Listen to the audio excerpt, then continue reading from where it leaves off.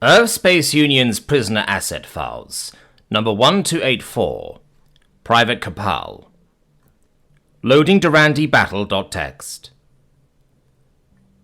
I found the history of humankind to be a source of complete and utter fascination for me. Earth had once had its monarchs and empires just as we had, but had emerged with democratic states like the Durandi and Tshirt. The humans were in the process of coalescing into larger regional territories, a sociological phenomenon known to Vaskar scholars as pan-national genesis. In Vaskar society, regional unification was seen in the form of Laramak's family clamping down their control. On Earth, it began the moment it was confirmed that the Voyager probes had crashed into an invisible barrier. That was a matter of great confusion and fear for the locals. It birthed a religious renaissance, and the birth of new faith called captivism, and was a unifying factor for their species. Most of all, it kindled an insatiable desire to understand the barrier. There were many historical chapters before that of great interest, of course. The humans circumnavigated their world despite extraordinary challenges, in ships that moved at little more than walking speed of 5 miles per hour. Their drive to explore and willingness to risk-take blew me away, though at that time their champions had landed on foreign shores with much less beneficence than we saw in the modern era. The Durandi didn't need to hear tales of barbarism in Sol, but I understood that history was often grisly, and that morality often followed a planet's greater education and unification. Ethics were born in times of opulence and luxury, which was a sad commentary. And not true of our modern monarchy. Laramak and his ilk kept the greatest wealth of our society for themselves, and maintained enough of a claw in the educational system to ensure that our fealty is to him. That's the philosophy they perpetuate. With our past and present, I wasn't one to cast aspirations on modern humans for past transgressions.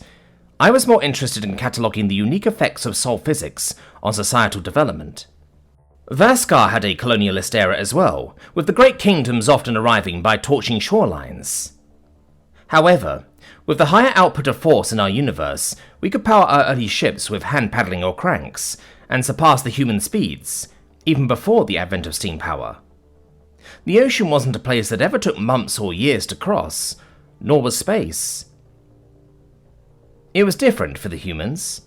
Yet, naval traditions and far-flung civilizations went back millennia. From Athenian triumphs that used 170 oarsmen and sails to move at crawling speeds, to the trading hub of Punt visited by the famed Egyptians nearly 2,000 years prior. There was something in those texts, between the lines. There was an innate desire for humans to connect with other lands and societies, to travel to far-off places. Fast forward to the birth of their space program. The famous words of a long-deceased leader encapsulated their omnipresent mentality. We choose to go to the moon in this decade and do the other things, not because they are easy, but because they are hard. For humans, that microscopic foray off of their own world was a chasm away. It was a giant leap for their species. What, then, would crossing the gap mean to the future generations? I saw a connection between that first achievement and this one that unlocked infinitely larger possibilities.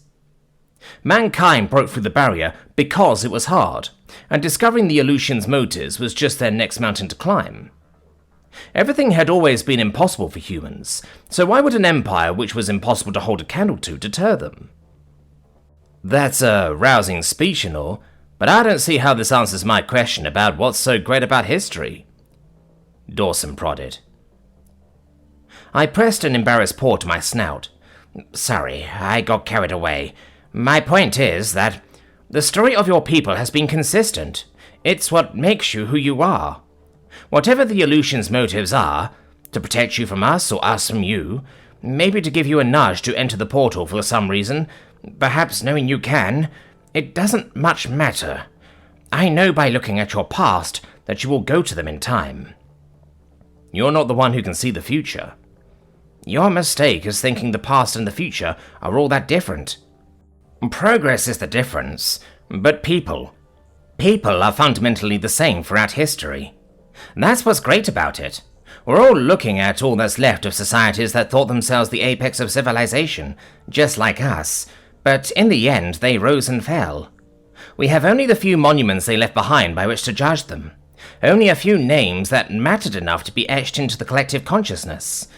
What I love about history is finding meaning in that. But why? You just said we're all irrelevant, that most of us will fade into obscurity. For us, specifically, no. We have the rare, fleeting opportunity to shape history. That's why I want to be here. Think how Neil Armstrong and Buzz Aldrin are remembered on Earth.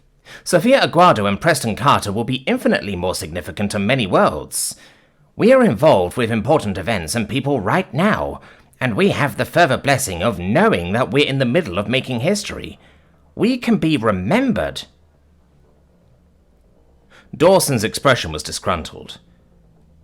I don't see what I should care about being remembered if I'm already dead. You don't want to leave a legacy for the future? Forget I said anything. Humor my curiosity instead. What did you think about having an invisible wall around your star system before you knew of the gap or helium? It reminded me of hitting an invisible wall in a video game, and the way it reminds you of the artificiality of that world. It's out of bounds, where the devs haven't placed any assets. I was in the camp. The universe is a simulation. Dr. Novikov herself was a disciple of the theory in her last days. I'm not a smart guy, but big brain people thought it proved some kind of design. That's curious. Why would you favor that theory? I liked it better than the idea that aliens just didn't want us to ever visit them. Finding that out scares me shitless, to be honest. The barrier is going to do something sooner or later, and I fear punishment is coming. Maybe our overlords were onto something. That it was easier inside our bubble. Easier where reality wasn't such a mess. I tilted my head, squinting my eyes at him. You said the barrier is going to do something as a statement of fact. Have you been having more visions? Fragments of the same one. Scientists on Pluto Station sending a message to us. They're freaking out about some massive pulses from the barrier with crazy readings. Negative energy, they keep saying. I looked it up. That's theoretically what's needed to keep something like the gap open. What if the illusions are blowing up the portal, or it's some kind of warning shot, or it tears apart our whole dimension? I see it every night. I'm scared, Kapal. If you're sure about the terms you used, you just discovered the nature of the barrier. That's good. Your scientists can use that. People can prepare and evacuate away from at least the outer planets because of you. I'll help you, okay? The human offered a shaky nod before checking his wrist display in search of a distraction. His eyes stretched wide at a base-wide alert, and he tapped on a video included in a moment. I listened carefully to the opening words, hearing the immediate declaration that Laramac's fleet had attacked Temura. Dawson seemed nervous about the outcome, so I took that as a sign that he'd hold up better with me reviewing the events with him. I wondered if this war against Laramac would be what drew the Aleutians' attention, and presumably caused them to activate the barrier. I was rooting for the downfall of the tyrannical prince, despite the fact that I'd been forced to fight it aside myself a few weeks prior back on Jorlan. These weren't my people, not anymore. The human ships were mobilizing to meet the incursion, judging by the markers on the screen. Various fees looked through, with different vantage points from ESU hulls. I wasn't one to touch on the nitty-gritty details of technology, but broad strokes and wider implications were up my alley. What I noticed immediately was that the Sol vessel's guns fired on a single vector, relying on pinpoint accuracy. That element wasn't tailored to our physics, where such precision was a laughable idea. All of our spaceship's broadside guns would fire together to form a spread-out cone, scattershot munitions, in the hopes of hitting a general area specified by artificial intelligence. Not even Mikri could calculate a single point where an enemy ship would be here. They're moving too fast and shifting their path constantly, so it's not just simple orbital mechanics, I remarked. It's not like Jorlan, where the ships and platforms were in a stationary, defensive position. They're moving trillions of miles an hour, Dawson. The entire way you build your weapons doesn't work at these speeds. Dawson held his head in his hands. You're saying we wouldn't be able to hit the side of a barn? Maybe you have other things in mind. Surely your mechanical friends have told you this. The AI Vaskar told us about orbital defense platforms and stopping high-speed objects. We've been using that knowledge to build the space gate. That was our primary concern. We have a limited number of ships and no way to build new ones over here. You have robotic factories on Kalka, and the AIs could help you mass-produce ships. It won't be Sol materials, but it's better than not having ships. We wouldn't have enough humans to fly them. We don't have that many people close to the Gap Kapal. It's better that the AI Vaskar support us, but they sure as shit won't get involved to defend Temura. Mikri is about the only android keen on reaching out to Alliance factions. This is not good. Better my Dimension Hopper friends learn this lesson now, rather than when my people are coming for the space gate. The humans have no viable options to defend the Durandi, and Laramak is barreling into the system. Let's hope the birds can take matters into their own wings.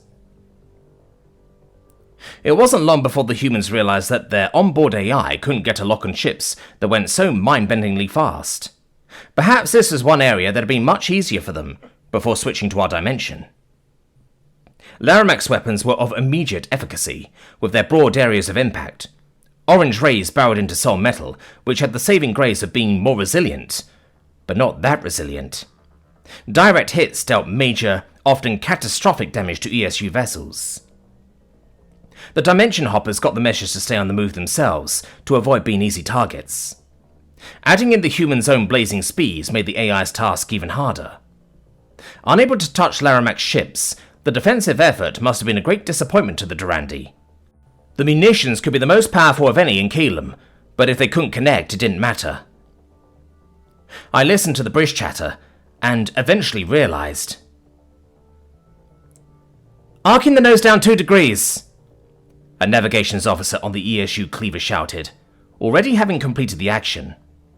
Had the vessel stayed on its previous trajectory, it would have taken 2 hits from one of Laramak's fireball rounds.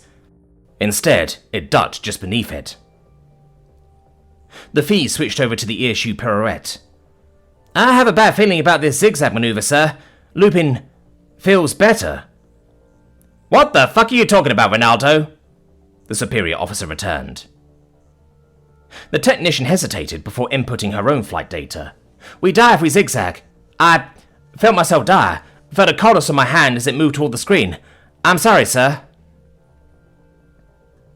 Similar stories were shared from across the human fleet, as many seemed to get some intangible notification if they were about to be hit. Being able to predict an incoming attack didn't always mean that end could be avoided.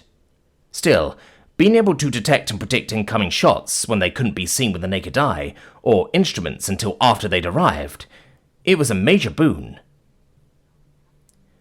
ESU officers, please be advised that bridge crew have been able to predict the paths of enemy munitions through untested precognitive abilities, a human fleet admiral stated, somehow speaking this in the calm, matter-of-fact manner of any other internal chatter.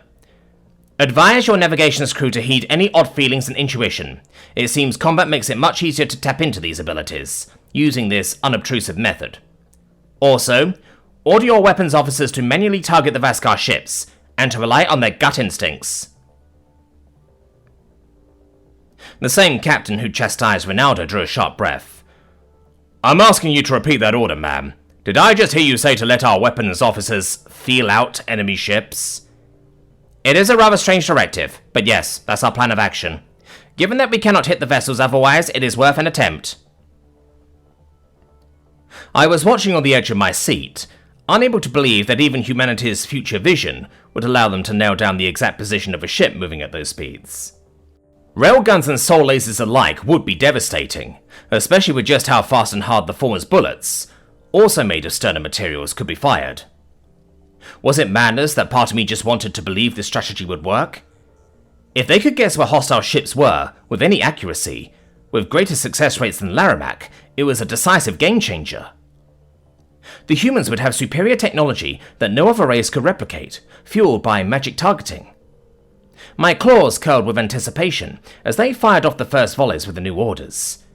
The vast majority were shockingly close, but a hair off. Then again, the Dimension Hoppers were getting a feel for their abilities. These results were better than the prior methodology. A few hostiles were taken out, giving the ESU their first kills, and an actual fighting chance. That worked, I breathed.